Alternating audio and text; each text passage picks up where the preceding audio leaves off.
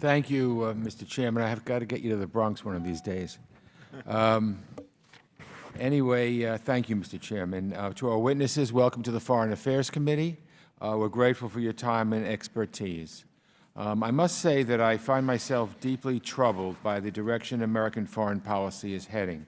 Members of this committee on both sides of the aisle have worked hard to advance American diplomacy and development efforts. We may not always agree 100% of the time on the best way forward, but I like to think we all see the value in robust bipartisan support for American international affairs. So I'm sure other members were shocked, as I was, when the White House released its fiscal year 2018 budget, calling for a 31% cut to American diplomacy and development efforts. In my view, cutting the international affairs budget by even a fraction of that would be devastating. We haven't seen many details, but a cut that drastic would surely mean that too many efforts and initiatives that do so much good would end up on the chopping block. And then last night, we learned that the administration is seeking $2.8 billion in cuts to the international affairs budget, not down the road, but right now.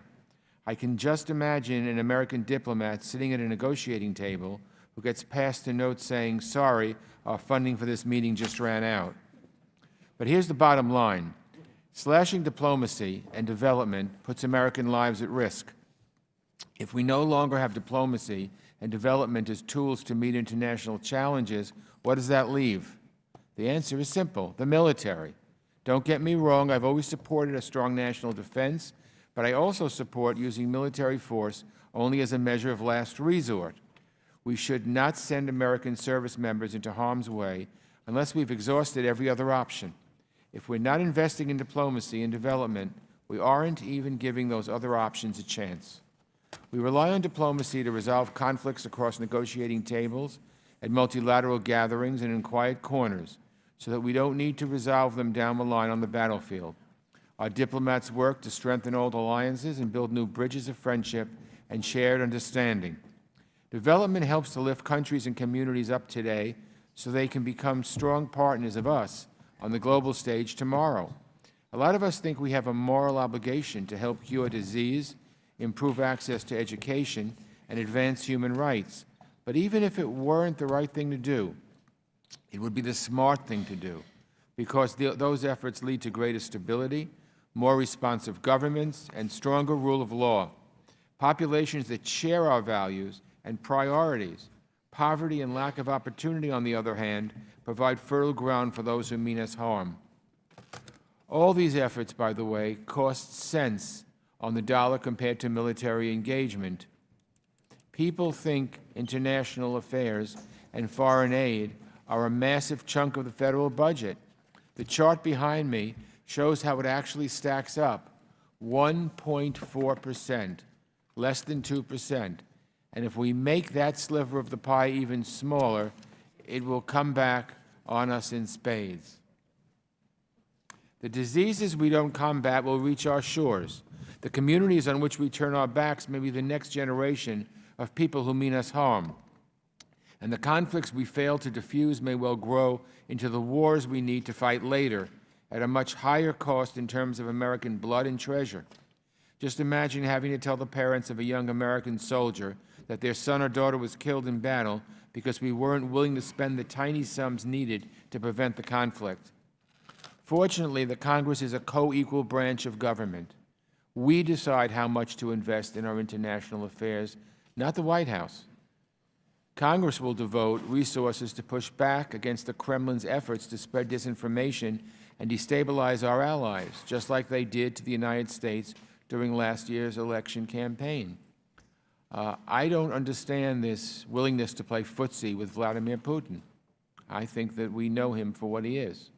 So I'm hopeful that as we move forward with next year's spending bills, we continue to provide our diplomatic and development efforts the support they need and the support they have received under Republican and Democratic presidents alike.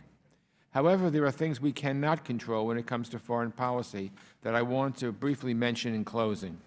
As far as I can tell, this administration is doing all it can to sideline the State Department. Aside from Secretary of State, the permanent representative to the UN, and 4 ambassadorships, The President has not nominated a single State Department official. The State Department cannot make policy without leaders in place. It's also clear that our career diplomats' expertise is being ignored. In 2 months, we've suffered embarrassments in our relationships with Mexico, Australia, the UK, Germany, and NATO. We handed China what's being viewed as a major diplomatic victory and sent confusing signals to our friends in the Asia-Pacific when the Secretary of State used language that aligns with China's worldview. The Secretary of State, and I had a nice conversation with him on the phone, but he has not delivered a major policy address or held a press availability.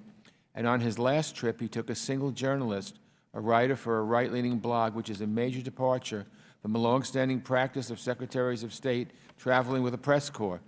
The Secretary told her that he's not a big media press access person. He said this on a flight to China.